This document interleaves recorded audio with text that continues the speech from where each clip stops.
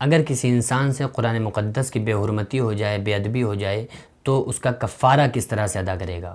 مثلاً بعض مرتبہ ایسا ہوتا ہے کہ کوئی انسان مسجد میں قرآن پڑھ رہا ہے، کوئی دوسرا انسان نکلا اور اس کا پیر قرآن مقدس سے لگ گیا، اور بعض مرتبہ ایسا ہوتا ہے کہ قرآن مقدس کو لوگ پڑھتے ہیں، وہ ہاتھ سے چھوٹ جاتا ہے، ریل ٹوٹی ہوتی ہے، ریل سے نیچے گر جاتا ہے، تو بعض مرتبہ اونچے پہ پٹیا وغیرہ پہ رکھا ہوتا ہے قرآن مقدس، کوئی چیز اٹھائی گئی تو وہ نیچے کو گر گیا معاذ اللہ۔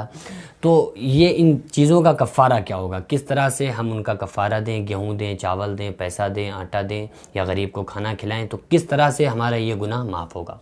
تو سب سے پہلے آپ یہ سمجھ لیں کہ اگر کوئی انسان جان بوجھ کر یہ غلطی کرتا ہے، مثلاً کسی انسان نے جان بوجھ کر معاذ اللہ اس کو قرآن مقدس کی بے ادبی کی، تو وہ انسان مذہب اسلام سے نکل جاتا ہے، اس کا اسلام سے کوئی تعلق ہی نہیں رہتا۔ اب دوسری بات یہ ہے کہ کوئی بھی انسان ایسا نہیں ہے، کوئی مسلمان جو کہ جان بوجھ کر قرآن مقدس کی بے حرمتی کرے، تو وہ تو دھوکے سے ہی ایسا ہوتا ہے کہ پیر لگ گیا یا قرآن مقدس گر گیا، تو اس کا کوئی کفارہ نہیں ہے۔ جو لوگ یہ کہتے ہیں اتنے گیہوں دیے جائیں یا قرآن مقدس کو تولا جائے، بعض ناواقف لوگ قرآن کو تولتے ہیں، وزن کرتے ہیں کہ قرآن مقدس کا وزن کتنا ہے، جبکہ ایک حرف کے برابر، ایک حرف کو ایک پلے میں رکھ دیا جائے اور پوری دنیا کو، کائنات کو ایک پلے میں رکھ دیا جائے، تو پھر یہ وزنی ہو جائے گا جس میں ایک حرف قرآن مقدس کا رکھا ہوا ہے، تو اس کو کوئی تول نہیں کر سکتا، وزن نہیں کر سکتا۔ بہرحال گیہوں، چاول، آٹا یہ کوئی شرط نہیں ہے کہ آپ کسی کو دیں۔ بہرحال سب سے اہم چیز یہ ہے کہ پھر ہم اس پر توبہ کریں کہ اللہ ہم سے غلطی ہو گئی، ہم نے جان بوجھ کر نہیں کیا، بہرحال ہم سے دھوکہ ہو گیا، مولا ہمیں اس غلطی پر معافی عطا فرما۔ اور پھر ہمیں خیال یہ رکھنا ہے کہ آئندہ سے ایسے کاموں سے پرہیز کریں کہ مثلاً ہم جس جگہ سے ہمیں اندیشہ ہے کہ قرآن مقدس گر سکتا ہے تو وہاں قرآن مقدس نہ رکھیں۔ ٹوٹی ہوئی ریل سے اگر قرآن مقدس گرنے کا اندیشہ ہے تو ٹوٹی ریل پہ قرآن مقدس کو نہ پڑھیں۔ تو وہ ہر کام جس سے ہمیں یہ لگے کہ بھئی قرآن کی بے ادبی ہو سکتی ہے تو ہمیں اس کام کو چھوڑنا چاہیے۔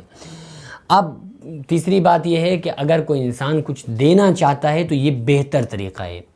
مثلاً کوئی گناہ ہو گیا، دھوکہ ہو گیا، تو اب اس کے بعد وہ سوچ رہا ہے کہ لاؤ بھئی ہم غریب میں کچھ دے دیں، گیہوں دے دیں، پیسہ دے دیں، چاول دے دیں، تو یہ اچھی بات ہے، بہتر ہے۔ حدیث پاک میں آتا ہے اذا اسأت فاحسن، جب تم کوئی برائی کرو تو فوراً نیکی کر لیا کرو۔ اگر کوئی گناہ ہو گیا، کوئی ہم سے دھوکہ ہو گیا، کوئی غلطی ہو گئی، تو پھر ہم کو چاہیے کہ ہم فوراً نیکی کر لیں تاکہ ہمارے گناہوں، ہماری نیکی کے سبب ہمارے گناہ کو مٹا دیا جائے۔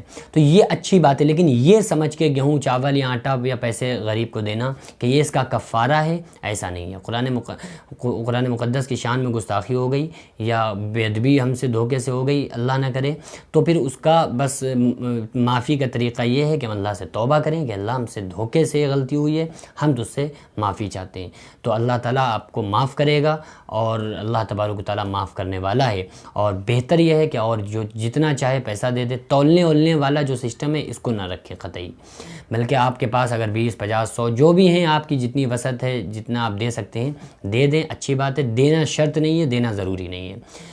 دعا کریں کہ اللہ تبارک و تعالیٰ ہمیں اور آپ کو قرآن مقدس پڑھنے کی، اس کی عزت کرنے کی، اس کی عظمت سمجھنے کی، ہم سارے لوگوں کو اور اس پر عمل کرنے کی توفیق عطا فرمائے۔ وما علینا الا البلاغ۔ السلام علیکم ورحمۃ اللہ تعالیٰ وبرکاتہ۔